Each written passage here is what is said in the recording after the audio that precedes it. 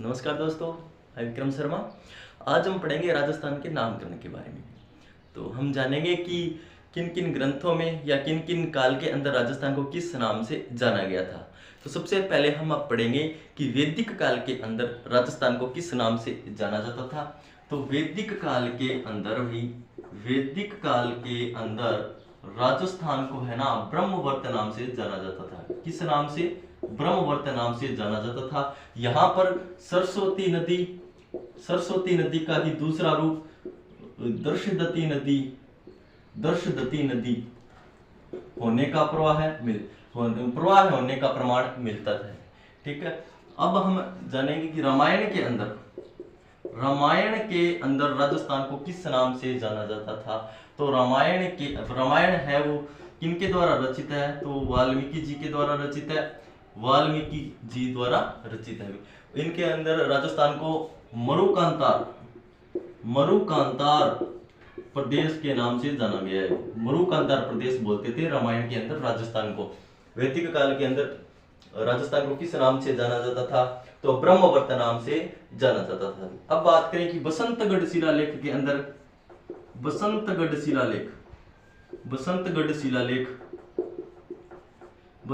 शिलालेख के अंदर राजस्थान को किस नाम से जाना गया है? तो सबसे पहले जान लेते हैं कि बसंतगढ़ शिलालेख के अंदर राजस्थान को राजस्थानी द्वितीय के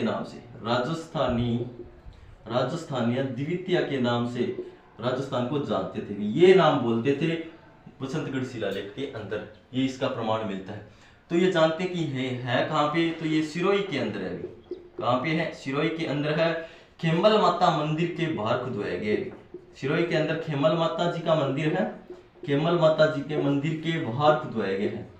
बाहर ये शिलालेख है वो खुदवाया गया है। ठीक है, खुदवाया गया है। ठीक है। ये बसंतगढ़ शिलालेख के अंदर राजस्थानी द्वितीय शब्द का प्रयोग करते थे, राजस्थानी के लिए भी। ठीक है। अब हम बात करें कि राजस्थान के लिए राजपुताना शब्द का प्रयोग किसने किया है? राजस्थान के लिए राजपुताना शब्द का प्रयोग किसने किया है? राजपुताना शब्द किसने कहा है? राजपुताना शब्द, तो राजपुताना शब्द कहा है जॉर्ज थॉमस ने। किसने? जॉर्ज थॉमस ने कब कहा है? 19वीं सदी में कहा है। वैसे ईसा की बात करें तो 1800 ईस्वी के अंदर जॉर्ज, यानी क्वेश्चन आ जाए कि राजस्थान के लिए राजपुताना शब्द का प्रयोग किसने किया? तो जॉर्ज थॉमस ने। अब बात कर लेते हैं जॉर्ज थॉमस कौन था भी। तो ये ग्वालियर के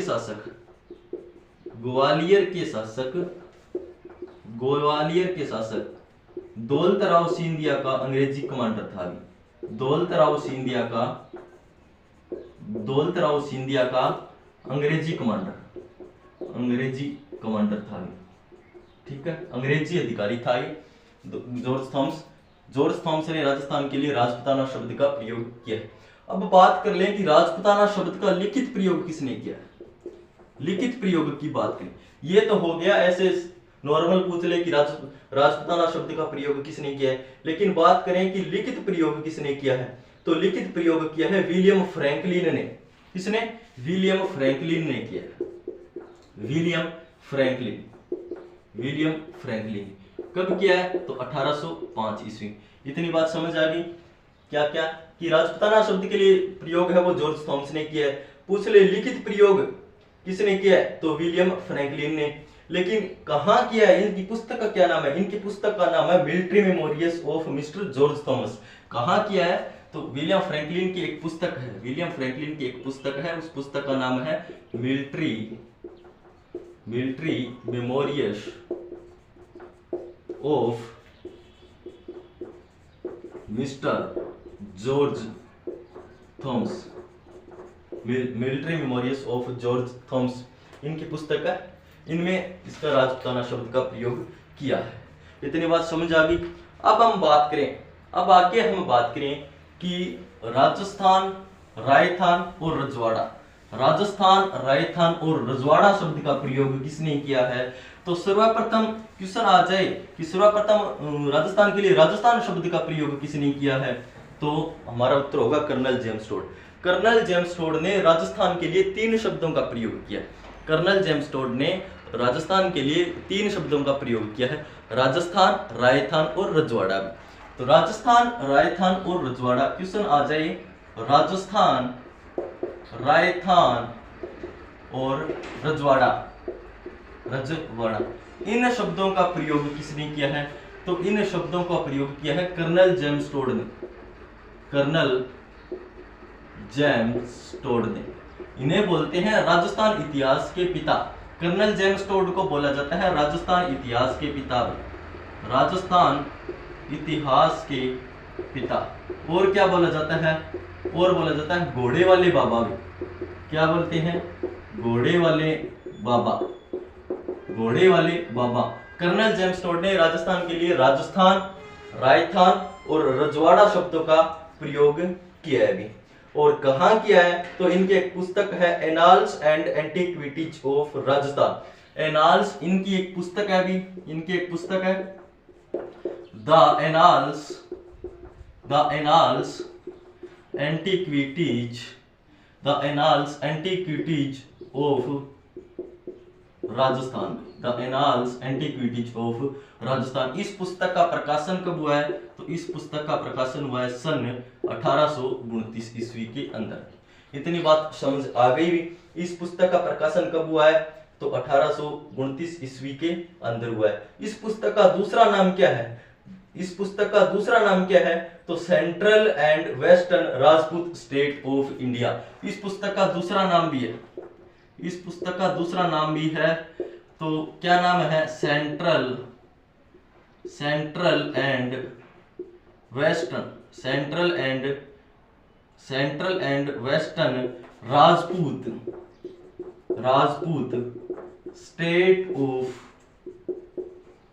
इंडिया। ये दोनों पुस्तक एक ही है, ये इसका दूसरा नाम है, ये इनका दूसरा नाम है। ये बहुत इंपॉर्टेंट अभी पुस्तक, यहाँ पे क्वेश्चन बहुत बार पूछे हुए हैं, ठीक है। और इनकी अगर हम बात करें, आगे बात करें कि 1835 ईस्वी के अंदर कर्नल जेम्स टोड की मृत्यु हो जाती है। 1835 ईस्वी के अंदर कर्नल जेम्स टोड की मृत्यु हो जाती है। फिर 1839 के अंदर इनकी वाइफ ने द पश्चिम भारत की यात्रा के नाम से इन पुस्तक का प्रकाशन करवाया भी, ठीक है। अब हम आगे बात करते हैं कि मूर्णोत नैणसी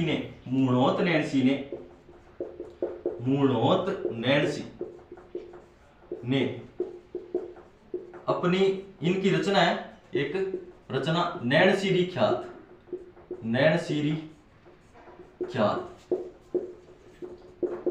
तथा एक वीरबान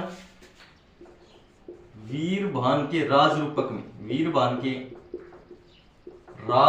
में राजस्थान शब्द का प्रयोग मिला है। राजस्थान शब्द का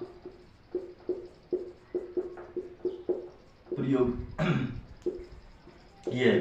मूर्णोत नैणसी और वीरबान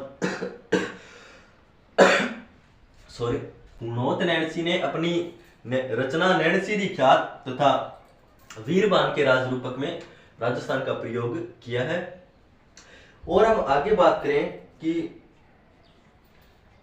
क्वेश्चन ऐसे आ जाए कि राजस्थान शब्द का प्रयोग सबसे पहली बार किसने किया है? तो कर्नल जेम्स टोड हमारा आंसर होगा, ठीक है। अब हम आगे बात करें कि राजस्थान के एकीकरण के द्वितीय चरण में भी राजस्थान शब्द का उल्लेख मिलता है, राजस्थान शब्द का प्रयोग किया है। तो ये राजस्थान का एकीकरण का दूसरा चरण कब हुआ है?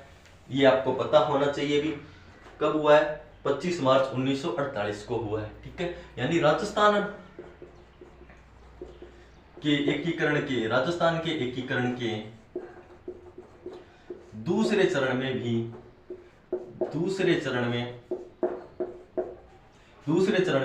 राजस्थान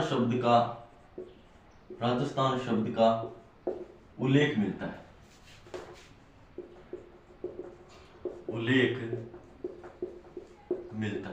ये दूसरा चरण हुआ कब है? तो ये 25 मार्च 1948 को हुआ है। कब हुआ है? 25 मार्च 1948 को, ठीक है। अब बात करें कि एकीकरण के छठे चरण में राजस्थान शब्द को संवैधानिक मान्यता मिल गई थी। एकीकरण के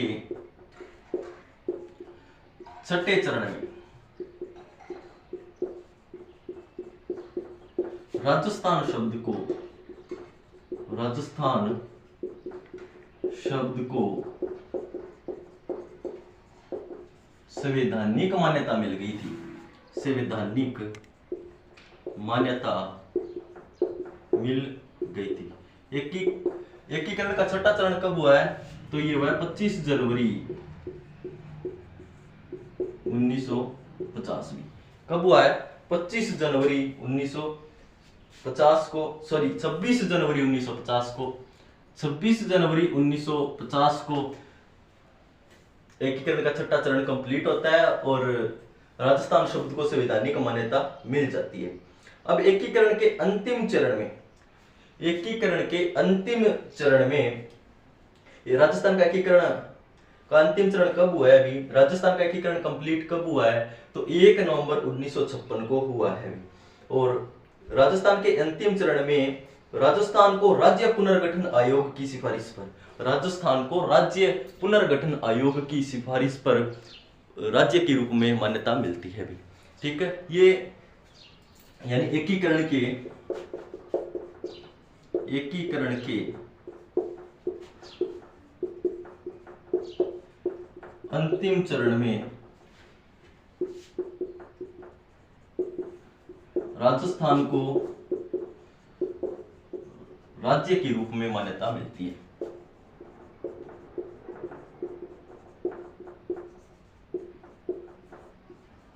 और ये अंतिम चरण कब हुआ है? तो 1 नवंबर 1956 को राजस्थान का एकीकरण कंप्लीट होता है भी। ठीक है, और किसकी सिफारिश पर? तो राज्य पुनर्गठन आयोग की सिफारिश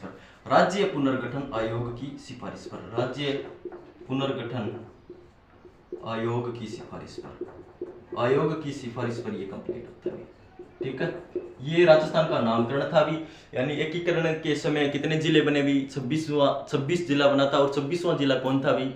अजमेर था। 27, 28, 29, 30, 12, दौसा, राजसमंद, ये हम आगे पढ़ेंगे भी अगली वीडियो के अंदर। उम्मीद करता हूँ जो आज हमने पढ़ा है ये आपको समझ आया होगा भी। और हमारी नेक्स्ट वीडियो के लिए हमारे साथ बने रहिएगा। तब तक के लिए जय हिंद, जय भारत, धन्यवाद।